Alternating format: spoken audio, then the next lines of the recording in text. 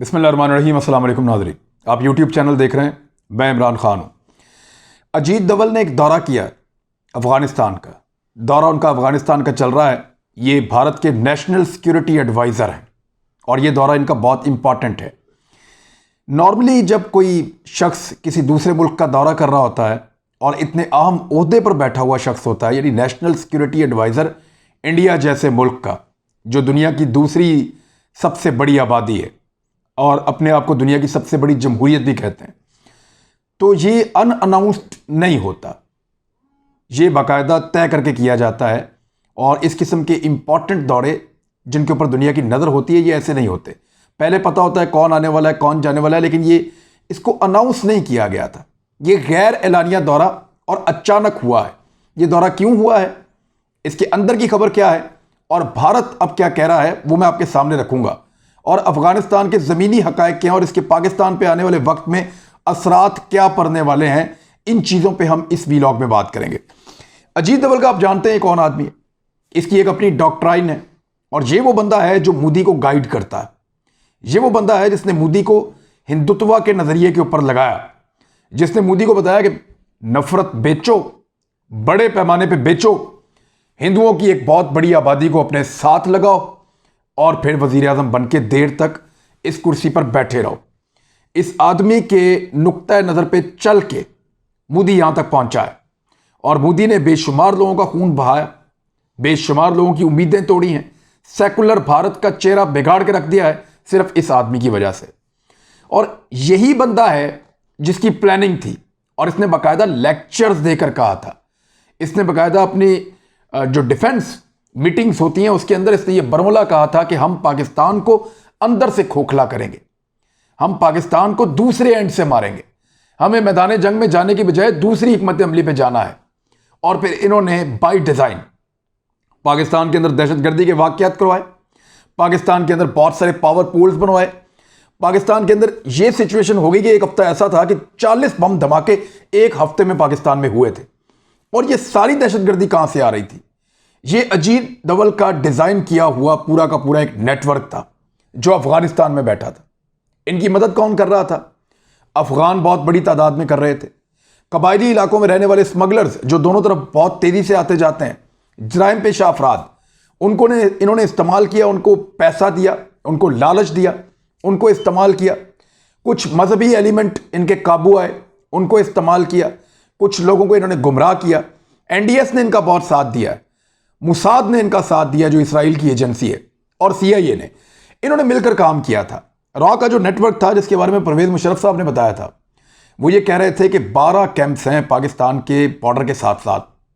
वो बॉर्डर जिसको पुराने ज़माने में ड्यूरेंट लाइन कहा करते थे, पाकिस्तान और अफगानिस्तान का बॉर्डर, जो यहाँ पे बलूचिस्तान है और एक तरफ खैबर पख्तूनख्वा है और उस तरफ जो है वो अफगानिस्तान है। तो ये एक लंबा बॉर्डर है, 2600 किलोमीटर से ज़्यादा। यहाँ पे 12 कैंप्स थे भारत के जहाँ वो ट्रेनिंग देते थे लोगों को पाकिस्तान में दहशतगर्दी करवाने के लिए। उन्होंने उज़्बेक पाकिस्तान में घुसाए, अफगान उनको दहशतगर्दी की ट्रेनिंग दी, पाकिस्तान में घुसाया। उन्होंने दाइश के ज़रिए से, अलकायदा के ज़रिए से, टीटीपी के ज़रिए से और बेशुमार ऐसी तंजीमें जो हैं उन्होंने वहाँ पे पैदा की और उनके ज़रिए से पाकिस्तान के अंदर दहशतगर्दी फैलाई।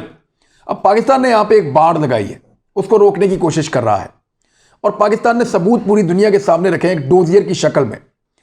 ये सारे काम पाकिस्तान ने कुछ अरसा पहले किए हैं।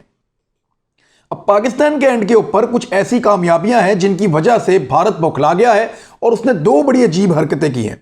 एक तो जो अजीत दवल का जो दौरा है, इसमें क्या क्या हुआ वो मैं आपको बताता हूं अभी। इसके अलावा एक और उन्होंने बड़ी अजीब हरकत की है, वो भी मैं आपको बताता हूं। और उनके अखबारात ने इसको लिखा है, उनकी गवर्नमेंट ये क्लेम कर रही है, लेकिन ये हो कैसे सकता है और हम ये होने कैसे देंगे, एक बड़ा सवाल है।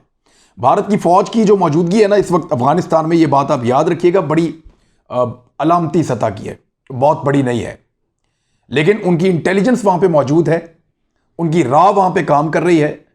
इवन उनके जो नुमाइंदगान जितने भी वहां पे काम करते हैं वो सारे रॉ के साथ और भारत की जो मिलिट्री एस्टेब्लिशमेंट है उनके साथ मिलकर काम करते हैं। और अजीत दवल इस सारे को कंट्रोल करता है, चाहे सी पैक को ख़राब करना हो, पाकिस्तान में दहशतगर्दी करवानी हो, हालात को ख़राब करना हो, गैर इस्तेहकाम, अदम इस्तेहकाम पैदा करना हो पाकिस्तान में, तो ये सारे काम अजीत दवल करता है अपने मुख्तलिफ विंग्स के जरिए से, और उसके लिए बाकायदा उनकी एक फंडिंग है। अभी हाल ही में पाकिस्तान ने डोजियर देके बताया कि अफगानिस्तान के अंदर मुख्तलिफ तालिबान के धड़ों को इकट्ठा किया गया और उनके ऊपर पैसा खर्च किया गया, $1 मिलियन, और वो खर्च करने के बाद उनको कहा गया कि इकट्ठे होकर पाकिस्तान के खिलाफ लड़ो, अलग अलग तुम कुछ नहीं कर सकते। BLA जो बलूचिस्तान लिबरेशन फ्रंट है, BLF, वो भी, इन सारों को भी भारत फंडिंग करता है और पाकिस्तान में दहशतगर्दी करवाता है। और पाकिस्तान ने ये सारे सबूत दुनिया को दिए अभी हाल ही में। एक तो पाकिस्तान की ये कामयाबी है कि पाकिस्तान ने बाड़ लगा दी है, अब कोई ऐसे आ नहीं सकेगा। दूसरी ये कामयाबी है कि आलमी सतह के ऊपर पाकिस्तान ने भारत को बेनकाब किया है और पाकिस्तान के दिए हुए सबूतों को इस वक्त वेट दिया जा रहा है। तीसरी बड़ी कामयाबी यह है कि अफगानिस्तान का जो अमन का एक प्रोसेस है उसमें पाकिस्तान का रोल बहुत इंपॉर्टेंट है। अमेरिकन भागते हैं सीधे पाकिस्तान आते हैं। अभी वो जुल्म खलीलदाद होकर गया थोड़े दिन पहले, उनके साथ अमरीकी मिलिट्री के अहम ओहदेदारान थे, रावलपिंडी आए, हमारी फौजी क़यादत से मुलाकातें की और कुछ चीज़ें तय करके गए हैं। इट मीन्स पाकिस्तान की बड़ी बड़ी अहमियत है, बड़ा अहम रोल है पाकिस्तान का अफगानिस्तान के अमन अमल में।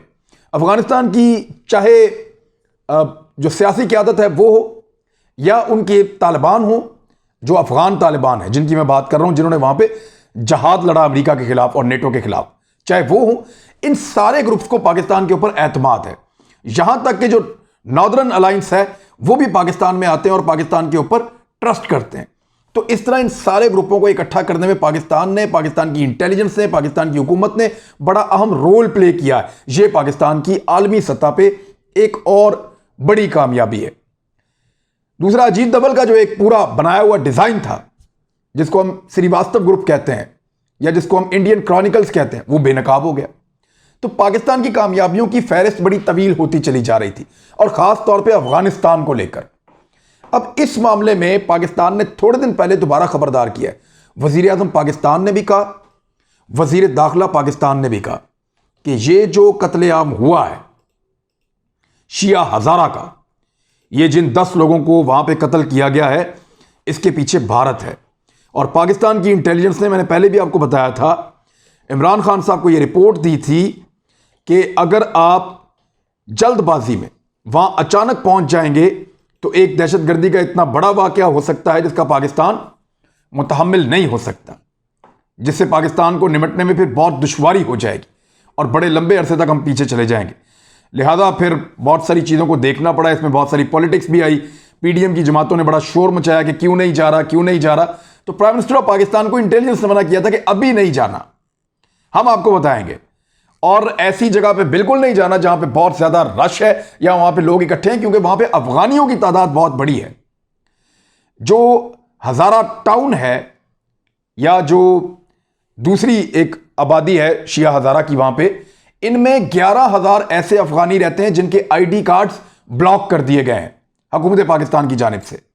उनकी शराइत में एक शर्त भी थी कि इनके आईडी कार्ड्स खोलो वापस, लेकिन वो अफगानिस्तान के शहरी हैं, आप उन पे एतबार नहीं कर सकते, वो अफगानी है, उनको कोई इस्तेमाल कर सकता है, सारों को नहीं, किसी एक को।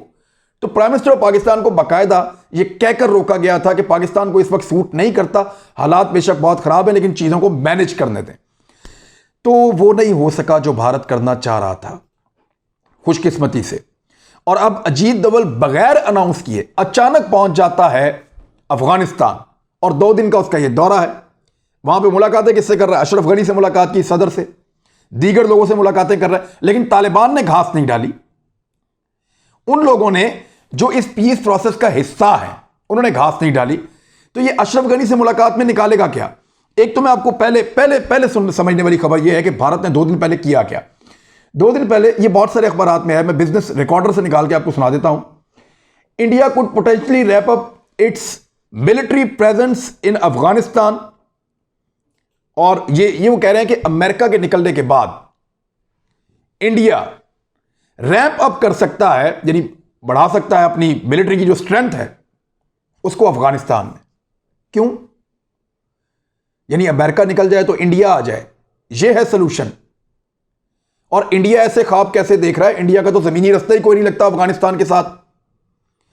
अमेरिका तो चले एक बहुत बड़ा बहाना बनाकर आया था, उसके बाद तो एक बहुत बड़ा जवाब था, जिस जवाब के तहत वो अफगानिस्तान में नेटो के इतने सारे मुल्कों को लेकर घुस गया था। और उस वक्त उनको रोक नहीं सकते थे, लेकिन 20 साल मार खाने के बाद अमेरिका यहां से निकला है। अब जहां से अमेरिका जैसा मुल्क जान छुड़ा के निकल रहा है, वहां पे इंडिया यानी बिल्ली को ख्वाब में चिछड़े आ रहे हैं। इंडिया को यह लगता है कि वो आएगा और आके यहां पे बैठ जाएगा और यहां पे कंट्रोल कर लेगा और अमेरिका बन जाएगा इस खित्ते का। क्या इतना तगड़ा मुल्क है इंडिया? क्या इंडिया के पास इतना इक्विपमेंट है? क्या उनकी फिजाई बालादस्ती इतनी बड़ी है? क्या उनके पास इतनी बड़ी सर्वेलेंस की ताकत है कि वो इस खित्ते में बैठ के अफगान तालिबान का मुकाबला करें और अमेरिका की जगह लें? ये स्टेटमेंट उन्होंने क्यों दिया और किस मौके पर दिया? देखिए, जिस वक्त पाकिस्तान ने यह बताया कि अफगानिस्तान की सरजमीन को पाकिस्तान के खिलाफ दहशतगर्दी के लिए इस्तेमाल किया जा रहा है और वहां पर सबसे बड़ा प्लेयर जो है वो इंडिया है और सबूत सारी दुनिया को दे दिए, तो फिर इंडिया ने अफगानिस्तान में अपनी प्रेजेंस का जवाब तलाश किया। भारतीय और अफगानी वज़ीर खारजा के दरमियान टेलीफोनिक कॉल हुई है हाल ही में।